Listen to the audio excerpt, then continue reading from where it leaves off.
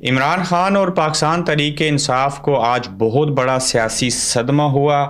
हुकूमत कौन बनाएगा और किस फार्मूले के तहत बनेगी, ये खबर भी आपके सामने रखेंगे। रियासत का बहुत बड़ा और आखिरी राउंड और क्रैकडाउन शुरू हो गया। इलेक्शन कमीशन का इलेक्शन लड़ने का ऐलान। आज हम इन नुकात के ऊपर आपसे बात करेंगे। अस्सलाम वालेकुम, आप देख रहे हैं गोरखधंधा। अबरार कुरैशी आपसे मुखातिब हूँ। इस वक्त जब हम आपसे बात कर रहे हैं तो पाकिस्तान के अंदर कहर बरसाया जा रहा है और पाकिस्तान तहरीक इंसाफ और इमरान खान की पार्टी जो है उनके लोगों को अगवा किया जा रहा है। और नामालूम अफराद जो हैं वो जिन लोगों ने तस्दीक कुनंदा के लिए, जो लोग जेलों में थे, बैरूनी दुनिया में थे, जहाँ जहाँ थे, उनकी तस्दीक के लिए अपने आप को पेश किया था, उनको बुलाया गया और कहा गया कि आप आएँ और आपके दस्तखत शायद ठीक नहीं है, फ़लाँ चीज़ अच्छी नहीं है, तो हम आपको दोबारा मदऊ कर रहे हैं। पहले फेज़ में तो ये किया गया कि लोगों को अगवा किया गया 9 मई के वाक़े को वजह बना के। फिर जिसने इमरान खान को छोड़ दिया, सियासत को छोड़ दिया, पीटीआई को छोड़ दिया या इमरान खान के ख़िलाफ़ बोले, उन्हें माफ़ी मिल गई। जिसकी सबसे उम्दा मिसाल उस्मान बुज़दार भी तो वज़ीर आला थे, रहे और सारी चीज़ें हुई। दूसरे फेज़ में क्या हुआ कि लोगों के कागजात नामज़दगी जमा करवाने के लिए जो जा रहे थे वो छीनने की कोशिश की गई। फिर जब जमा हो गए तो उसके बाद मुस्तरद करने का सिलसिला शुरू हुआ। और अब क्या हुआ कि जो एक बड़ी तादाद में लोग थे, जिनके तस्दीक कुनिंदा जो लोग थे, उनको जब बुलाया गया तो आज आप देखें तो पूरे पाकिस्तान के अंदर सलवार कमीज़ पहने हुए जो लोग हैं, चेहरा उन्होंने ढांप रखा है। तो उन्होंने क्या हरकत की कि उन्होंने इमरान खान समेत इलेक्शन कमीशन ने पहले तो जो कागजात नामज़दगी थे मियाँ वाली से और बाकी हलकों से वो मुस्तरद कर दिए हैं, जिसमें इमरान खान, शाह महमूद कुरैशी, मेहर बानो, जैन कुरैशी, अली मोहम्मद खान, अली अमीन गंडापुर, इवन अली मोहम्मद खान, आज़म स्वाति, कासम सूरी, जुल्फी बुखारी, वालदा उस्मान डार, अल मुख्तसर, बचा कोई भी नहीं है। जितने लोग थे उन सब के कागजात नामज़दगी जो हैं वो मुस्तरद कर दिए गए हैं। और ये साबित करने की कोशिश की जा रही है कि हम जैसे चाहते थे, हम जो करना चाह रहे थे, हमारी जो मर्ज़ी है उसके बरखिलाफ़ कुछ नहीं हो सकता, क्योंकि हम ताकतवर हैं, हमारी मर्ज़ी से सारा कुछ होगा। और ऐसे आलम में आज अब सरेआम आवाम देख रही है हाथ बांध के नामालूम अफराद जो हैं। अच्छा, एक और बड़ी चीज़, पुलिस पकड़े तो फिर तो ठीक है, सलवार कमीज़ में लोग आएँ और उधर जब गाड़ी जिसमें डालें उसके ऊपर लिखा हो कमांडोज़, तो इस मीन्स के पाकिस्तान आर्मी के कमांडोज़ हैं जो इन लोगों को गिरफ्तार करने के लिए आए। तो सादा कपड़ों में कमांडोज़ की वर्दी नहीं पहनी, लेकिन ये हैं कमांडोज़ जो ट्रेनिंग के दौरान जिंदा सांप भी खा जाते हैं। और ये इसलिए खिलाए गए थे कि आपने दुश्मन के खिलाफ लड़ना है, लेकिन ये पाकिस्तान तहरीक इंसाफ इनकी दुश्मन बनी और इनको पकड़ना उन्होंने शुरू कर दिया।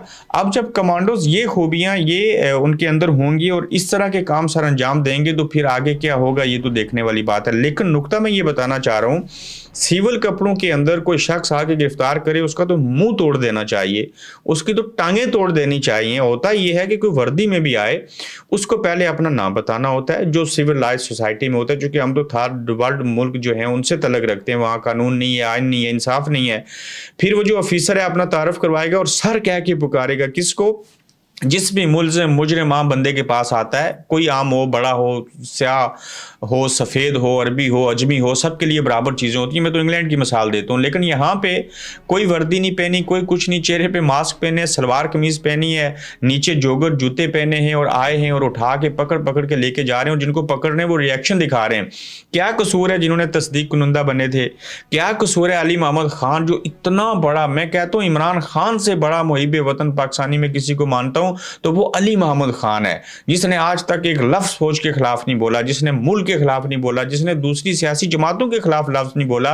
वो भाई उसके भी कागजात नामज़दगी मुस्तरद कर गए। लेकिन ये इलेक्शन कैसा होगा, इसका टर्न आउट कैसा होगा, अवाम कैसे रिएक्शन दिखाएंगे, हर अवाम ही सारा कुछ है, लेकिन वो नहीं बोलेंगे तो फिर तो कुछ हो नहीं सकेगा। लेकिन इस वक्त पाकिस्तान के अंदर जिस तरह के हालात बन चुके हैं, जिस तरह के हालात का सामना है, इसमें ये लग रहा है कि पाकिस्तान के अंदर पाकिस्तान तहरीक इंसाफ का कचुम्बर निकाला जाएगा। और जो पाकिस्तान तहरीक इंसाफ जमात का नाम रख के इंसाफ मांग रही थी, हकीकी आज़ादी मांगना चाह रही थी, जो मुल्क में इंसाफ का बोलबाला चाहती थी, उसी के साथ ही नाइंसाफ़ी हो रही है। तो फिर और क्या चीज़ें हो सकती हैं। अब देखिए जनाब, एक फार्मूला सामने आया है और उसके तहत बल्कि ये कहा जा सकता है कि हुकूमत कौन बनाएगा और किसे क्या क्या अता करेगी पाकिस्तान की इस्टेब्लिशमेंट اسٹیبلشمنٹ یعنی کہ حکومت تو وہی بناتے ہیں, ہر بندہ ان کے ذریعے انہی کے راستے سے ہو کے آتا ہے. ان پیر صاحب سے بیعت کرنا پڑتی ہے. الگ بات ہے کہ پیر صاحب خود بوڑھے ہو چکے ہیں, ان کی بیعت آپ کوئی کرنا نہیں چاہ رہا ہر کوئی, ہاں تھوڑے سے مرید ہیں ان کے. اس فارمولے کے تحت یہ ہے, پہلے میں جماعتوں کے نام بتاتا ہوں, پھر فارمولہ, اور پھر میں فگر بتاتا ہوں کیسے کیسے کیا چیزیں ہوں گی. یہ بڑا اہم نقطہ ہے, اس کے اوپر اکیلے بات کرنی چاہیے تھی, لیکن اسی کے ساتھ جڑی چیز ہے کہ اگر تحریک انصاف کو کچلا جا رہا ہے, حکومت کون بنائے گا, وزیر اعظم کون ہوگا, صدر کون ہوگا. اب تک ہمارے ذرائع کے مطابق نون لیگ سب سے زیادہ سیٹیں لے گی 100, پیپلز پارٹی تقریباً اس کے بعد دوسری میجورٹی ہوگی, جے یو آئی ہوگی, ایم کیو ایم ہوگی, اور پھر اس کے بعد نمبر آئے گا تحریک انصاف کی سیٹوں کا. اب اس میں کیا ہوگا کہ نون لیگ کی 100 سیٹیں, اسپیشل سیٹیں اور ریزرو جو ہوتی ہیں اس سے 30 سیٹیں وہ ان کو دے دی جائیں گی, 130. پھر پیپلز پارٹی کو شامل کیا جائے گا, جے یو آئی ہوگی اور ایم کیو ایم ہوگی. یہ 4 جماعتیں مل کے اور ریزرو سیٹوں والے یہ آزاد امیدوار مل کے ایک حکومت بنائیں گے, جس میں نون لیگ کی طرف سے ایک وزیر اعظم ہوگا, اور صدر یقیناً ہو سکتا ہے اس بار مولانا صاحب نہ بن جائیں, آصف علی زرداری پیپلز پارٹی, اور اس طرح کی حکومت بنے گی. اب تحریک انصاف کو کتنی سیٹیں مل سکیں گی, چونکہ اب تو سب کے کاغذات نامزدگی مسترد ہو گئے, اور یہ باتیں پاکستان میں اس سے قبل ہو چکی ہیں, یہ کوئی نئی بات نہیں ہے. اس میں دیکھیں عمران خان نے صرف جیل کاٹ رہے, بھٹو صاحب نے نہیں صرف جیل کاٹی, نیلسن منڈیلا سے بھی باچا خان جیسے لوگوں نے 37 سال جیل کاٹی ہے, اپنی عمریں دے دی, لوگ شہید ہوئے, لوگوں کو پھانسی لگایا گیا. پیپلز پارٹی کے اوپر اس طرح کا ظلم ہوا, لیکن تحریک انصاف کے ساتھ جو کچھ ہوا, اتنا ظلم کبھی کسی کے ساتھ نہیں ہوا, اور یہ تاریخ کی بہت بڑی بھیانک مثال ہے.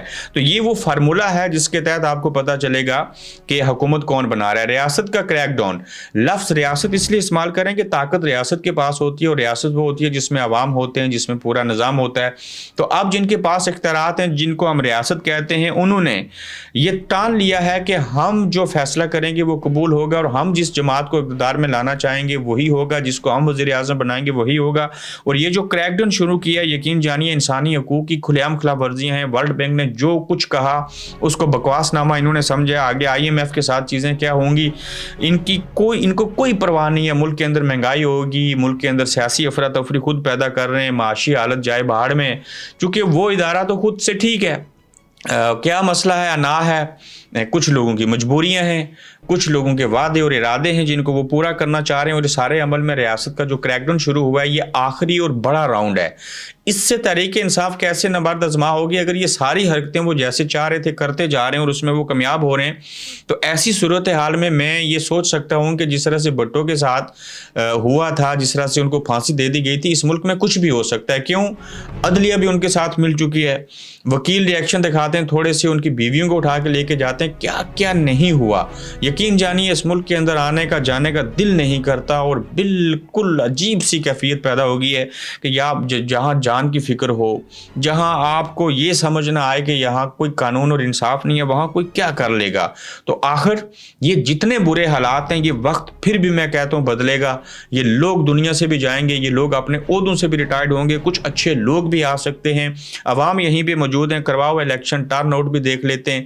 عمران خان کے ساتھ محبت جن لوگوں کو ہے وہ ان سارے مظالم کا بدلہ ووٹ سے لیں گے, لیکن اب اگر ان کے امیدوار ہی نہیں ہوں گے تو ووٹ کس کو دیں گے, یہ ایک بہت بڑا سوالیہ نشان ہے.